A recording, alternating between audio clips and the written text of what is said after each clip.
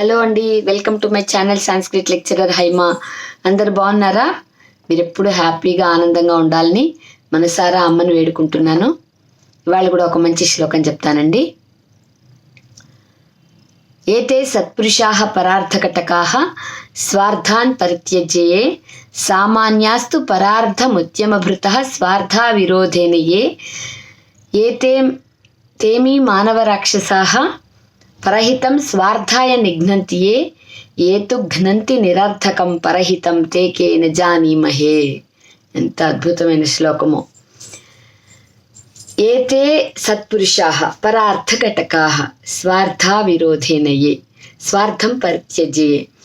వీళ్ళు సత్పురుషులు. These are the wise people. ఎవరట వాళ్ళు? ఏతే సత్పురుషాః పరార్థఘటకాః. ఇతరులకు మేలు చేయడంలోనే వాళ్ళు ఇన్వాల్వ్ అయి ఉంటారు. స్వార్థాన్ పరిత్యజ్య. తమ స్వార్థం కూడా విడిచిపెట్టేసి, తమకు మేలు కలిగే విషయాన్ని కూడా విడిచిపెట్టేసి, సత్పురుషులు అనే వాళ్ళు ఎలా ఉంటారట? ఎప్పుడూ పరహితం కోసమే ప్రాకులాడుతూ ఉంటారు. ఇతరులకు మేలు చేయడం కోసమే వాళ్ళు ఎప్పుడు అంకితం అయిపోయి ఉంటారు. వాళ్ళు సత్పురుషులట. ఏతే సత్పురుషాః పరార్థఘటకాః స్వార్థాన్ పరిత్యజ్య. తమ స్వార్థాన్ని కూడా విడిచిపెట్టేసి వీళ్ళు సత్పురుషులు ఎప్పుడు ఇతరులకు మేలు చేయడం కోసమే ఆలోచిస్తూ ఉంటారు, ఇన్వాల్వ్ అయి ఉంటారు. మేలు చేయడం కోసమే ఆ పనులోనే నిమగ్నమైపోయి ఉంటారు. తమ స్వార్థాన్ని కూడా విడిచిపెట్టేసి ఇతరులకు మేలు చేయాలనే సంకల్పంతోనే ఎప్పుడు ఉంటారు వీళ్ళు సత్పురుషులు. ఏతే సత్పురుషాః పరార్థఘటకాః స్వార్థాన్ పరిత్యజ్య. ఎవరైతే ఇతరులకు మేలు చేయడం కోసమే ఇన్వాల్వ్ అయి ఉంటారో, తమ స్వార్థాన్ని కూడా విడిచిపెట్టేసి వాళ్ళు సత్పురుషులు. సామాన్యాస్తు పరార్థముద్యమభృతః స్వార్థా విరోధేనయే. ఇక రెండవ కేటగిరీ వాళ్ళు సామాన్యులట. వాళ్ళు ఏం చేస్తారు? పరార్థం ఉద్యమభృతః స్వార్థ విరోధేన. స్వార్థ అవిరోధేన. తమ స్వార్థం ఎక్కడ కూడా దెబ్బతినకుండా, తమ పనులు ఎక్కడా కూడా దెబ్బతినకుండా ఇతరులకు హెల్ప్ చేయడం కోసం ప్రాకులాడుతూ ఉంటారు, పాటుపడుతూ ఉంటారు. వీళ్ళు సామాన్యులు. సత్పురుషులు ఏం చేస్తారు? తమ స్వార్థాన్ని కూడా విడిచిపెట్టేసి ఇతరులకే మేలు చేయాలని సంకల్పిస్తారు. కానీ సామాన్యులు ఏం చేస్తారట?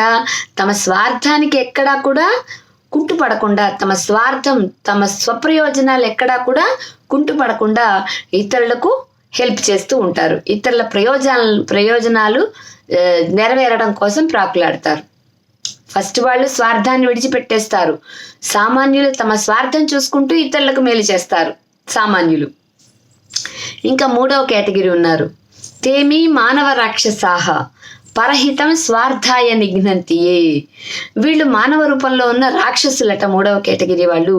వీళ్ళు ఏం చేస్తున్నారు అంటే స్వార్థాయ అంటే తమ స్వార్థం కోసం పరహితం నిఘ్నంతి. ఇతరులకు మేలు కలిగే విషయాలను నాశనం చేస్తున్నారు. తమ స్వార్థం కోసం ఇతరులకు మేలు కలిగించే విషయాలను కట్ చేసేస్తున్నారు, నాశనం చేసేస్తున్నారు. వీళ్ళు మానవ రూపంలో ఉన్న రాక్షసులు.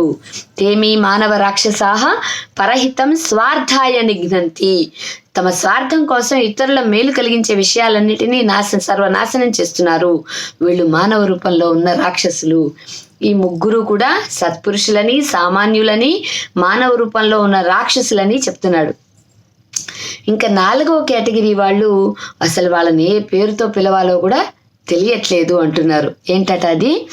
ఏతు ఘ్నంతి నిరర్థకం పరహితం తే కేన జానీమహే. ఏతు ఘ్నంతి. ఎవరైతే ఇతరుల ప్రయోజనాలను నాశనం చేస్తున్నారో, నిరర్థకం ఏ ప్రయోజనం లేకుండా, వాళ్ళ స్వార్థము లేదు, వాళ్ళ స్వార్థాన్ని విడిచిపెట్టట్లేదు, తమకేమన్నా ప్రయోజనం కలుగుతుందా అంటే అది లేదు. నిరర్థకంగా, నిష్ప్రయోజనంగా, యూజ్లెస్గా ఎవరైతే ఇతరుల ప్రయోజనాలను నాశనం చేస్తున్నారో వాళ్ళని ఏ పేరుతో పిలవాలో కూడా తెలియట్లేదు అంటున్నాడు. ఏతు ఘ్నంతి నిరర్థకం పరహితం తేకే న జానీమహే. బ్రహ్మదేవుడికే తెలియాలి. అలాంటి వాళ్ళను ఏమనాలో కూడా మానవ రూపంలో ఉన్న రాక్షసులు అని చెప్పాడు. వాళ్ళు ఏం చేస్తారట? తేమి మానవ రాక్షసాహ పరహితం స్వార్థాయ నిఘ్నంతి. తమ స్వార్థం కోసం ఇతరుల ప్రయోజనాలను నాశనం చేసేవాళ్ళు మానవ రూపంలో ఉన్న రాక్షసులు. ఏ ప్రయోజనము లేకుండా ఇతరుల ప్రయోజనాలను నాశనం చేసే వాళ్ళను ఏ పేరుతో పిలవాలో కూడా తెలియట్లేదు అంటున్నాడు. ఎంత అద్భుతంగా ఉందో చూడండి.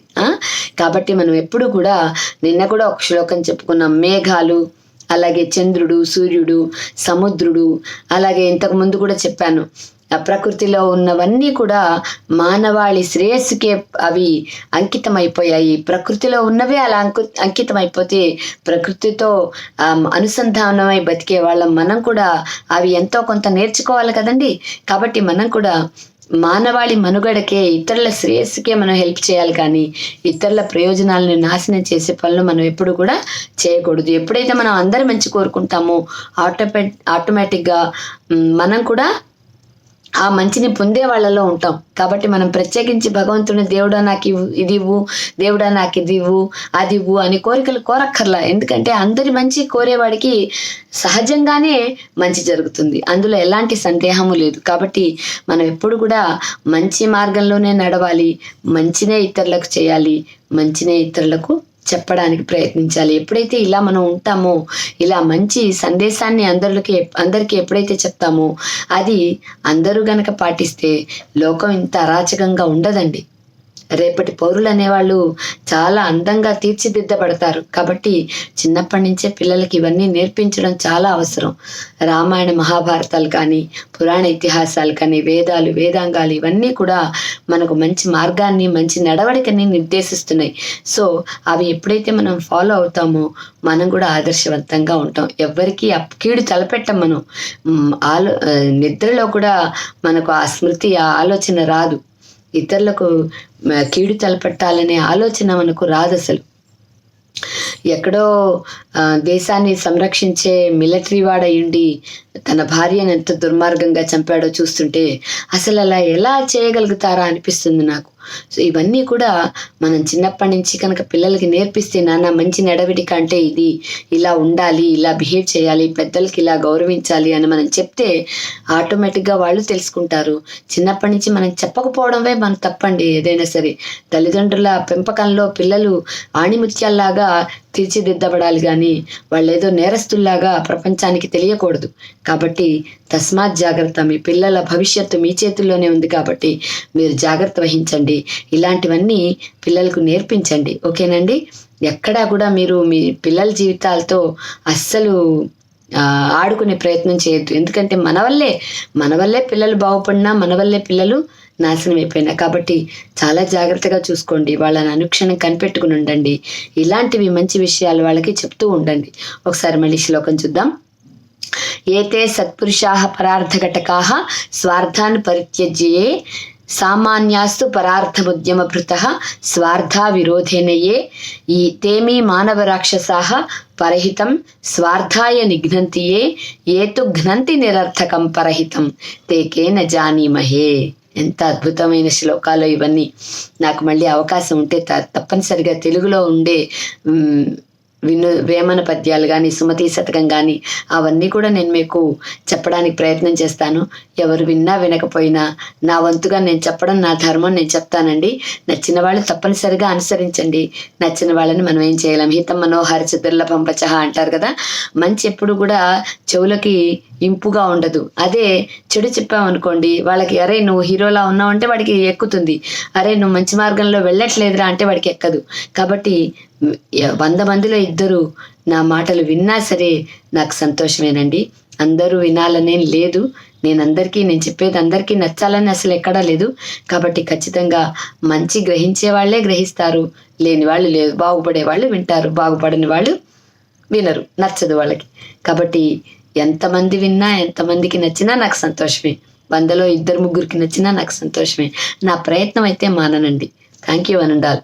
నా వివరణ నచ్చితే like, share and subscribe. Thank you.